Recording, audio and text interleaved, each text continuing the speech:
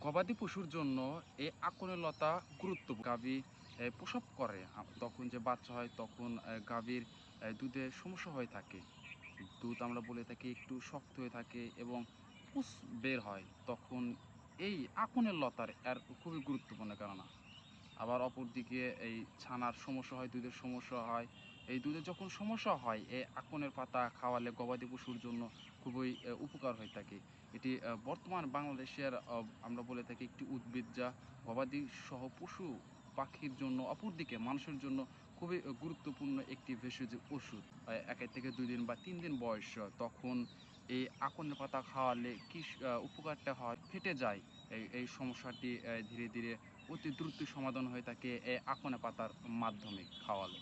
অপরদিকে এই আমরা বলে থাকি বাছুরের যে চর্মরোগ হয়ে থাকে বা এই পিঠ দিয়ে ঘাও দিয়ে যে ঘা হয়ে থাকে বা এটাই চর্মরোগ হয়ে থাকে, ঘা হয়ে থাকে, তখন এই আকনের পাতার রস সেখানে লাগালে কার্যকর একটি উপকার হয়ে থাকে, সেইটি সমাধান হয়ে থাকে এই আকনের পাতা।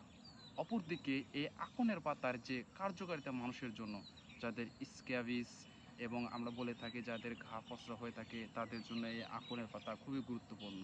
সেটা লাগালে সেই ক্ষতস্থানে দ্রুত নিরাময় এবং সমাধান হয়ে থাকে এই আকনের পাতার যেই স্থানে ক্ষত হয়েছে বা যে স্থানে এই একটু আমরা বলে থাকি চর্মরোগ হয়েছে সেখানে এটা বেটে রস করে সেখানে লাগালে নিরাময় হয়ে যায়।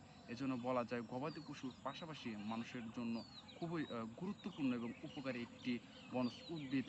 আনাচে কানাচে ঝোড় ঝাপটায় জঙ্গলে এই উদ্ভিদটি পাওয়া যায়। এটি খুবই গুরুত্বপূর্ণ একটি উদ্ভিদ।